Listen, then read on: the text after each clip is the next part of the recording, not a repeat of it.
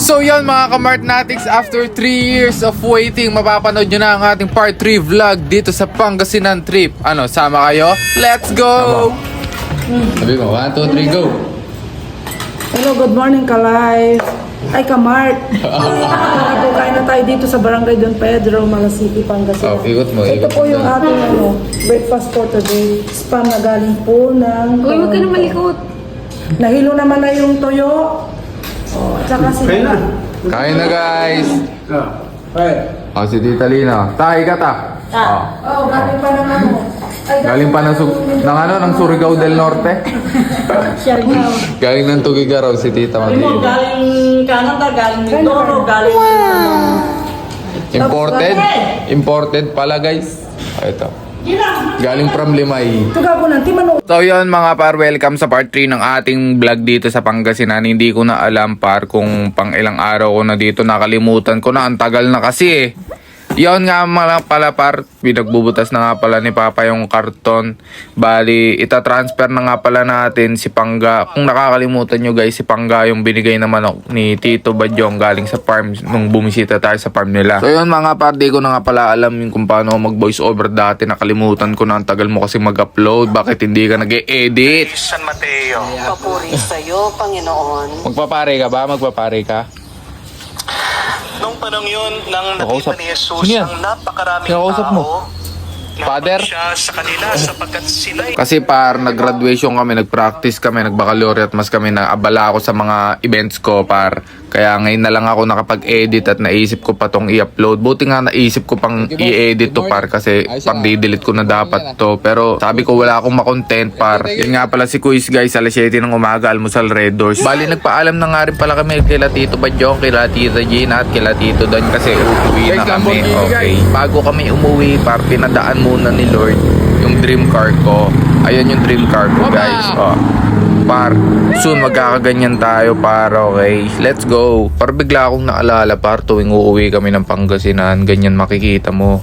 Parang probinsya vibes talaga siya par. Par, yung memories lahat bumabalik, lalo na yung banding yung magpipinsan par. Ay nako par, napakadalang na lang mangyari noon sa panahon ngayon kasi lahat may trabaho na, may asawa na, may mga anak na, may mga responsibilidad ng ilang gawin. Alam mo yung kwentuhan lang kayo, naglalaro lang kayo, tawanan lang kayo, walang cellphone kasi hindi pa uso dating cellphone nun. Highs, good old days. Kaya par, kung maibabalik ko lang yung mga dating panahon na sana nagbablog na ako par, para may binabalik-balikan ako. Kaya sa mga kids na nakakapanood na itong vlog ko, sulitin nyo at enjoyin nyo yung pagkabata nyo. Enjoyin nyo yung pakipagbanding nyo sa mga pinsan nyo kasi pag tumanda na kayo, hindi nyo na mararanasan to. Bali, tama na nga muna yung dramahan na ganyan. Bago nga pala kami umuwi mga par, dumaan nga muna pala kami dito sa Villasis Bagsakan para mamili ng mga si gulay Idol, bibili ng gulay. Bali kung nagbabalak kang mamili ng maramihan ng mga bultuhan o bundle, dumiretso ka na ng Ordaneta kasi doon nanggagaling mga binabagsak from Benguet or Baguio yata, sabi nung napagtanungan namin tindera. Kaya kung gusto mong makamura or makabili ng mga maramihan na sako-sako, doon ka dumiretso. Pero dito mga par, okay na sa amin kasi konti lang naman bibilhin namin. Pero nung nagmanawag kami nung last time, dapat pala dumiretso na kami ng Ordaneta kasi malapit na daw pala doon yun. Bali nahati nga pala to sa dalawang section guys, yung A tsaka yung B. Parang classroom nyo lang yan na palaging nag-aaway at may gustong patunayan. Okay, so nagtingin-tingin muna kami dito mga par kung saan kami mas makakamura or saan yung mas marami yung mabibilhan namin para isahan na lang mga par. Bali allows nga pala tayong nakita dito mga par.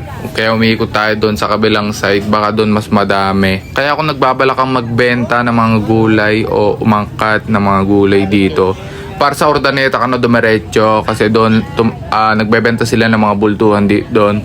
Tapos plus sariwang-sariwa pa yun kasi fresh from Baguio or Benguet pa yun. Kaya men ko kasi doon ka na dumiretso. Pero kami dito, okay, goods na kami dito.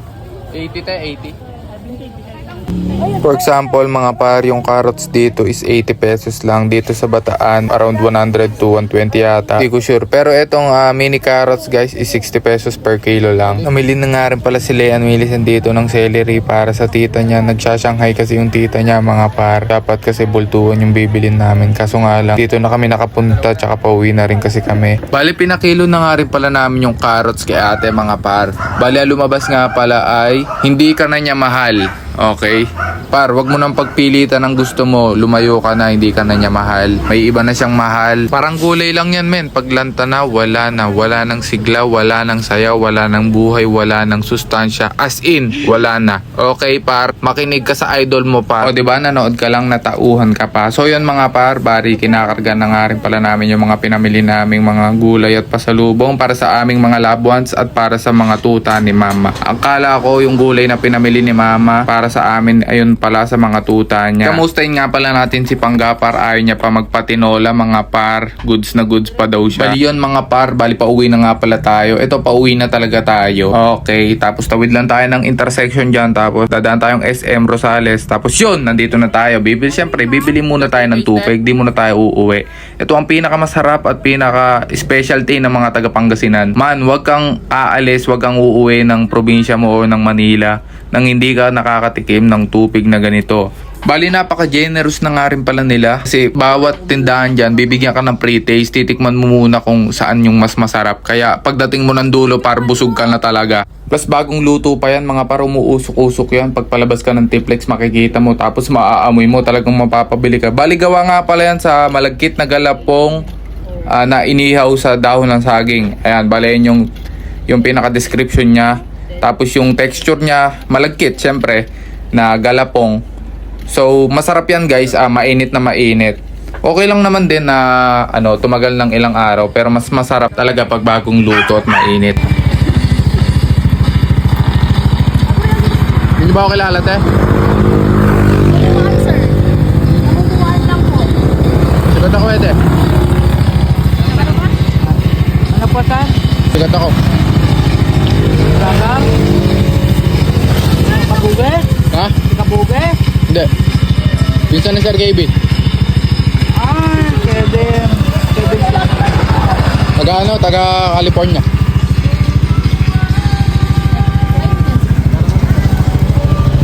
Ito yun, te. Thank you, Kung sa kayo mahanap dyan? Nora po. Nora. Bigyan mo sticker. Ayun. Sticker po. Kasi pag vlogger, te, madaming serving. Ay, hindi po. Parehas lang, sir. Pare-parehas lang.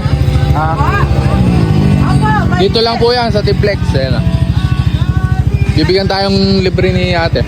So, ng bagong. Ay, Okay, yan. Special topic. Si Nora, hanapin si Nora. Apo. Okay. Ay, ito pala, Nora. Madami dyan guys, okay. Thank you, te, Follow nyo ako, te, Pag sumikat ako, te, Papagawin namin yan. Bali yun nga pala mga par, kaya aling Nora nga pala tayo nakabili ng special tupig. So simula bungad dyan mga par hanggang bandang dulo yata, may nagtitinda ng ganyan. Tapos yun mga par, bali papasok na nga pala kami ng Tiplex. Nagpalit na nga rin pala kami ni Leon Millicent ng driving skills, mga driving techniques. Bali siya nga pala yung inatasan kong mag-drive pa uwi. Kasi sabi niya gusto niya daw mapag-practicean kasi pag uwi siya ng Quezon sa kanilang probinsya.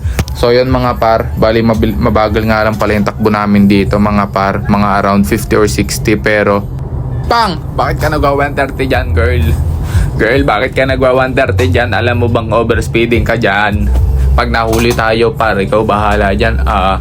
Yon mga par, pauwi na nga pala kami niyan at nagre-relax na nga lang pala din ako niyan kasi pagod na ako mag-drive. Kala mo naman talaga no. Yan mga par, bali naka-headlift nga pala ako saglit niyan. Tapos nirelax ko lang yung pa ako diyan para talagang maramdaman mo yung pag passenger prince mo diyan talaga.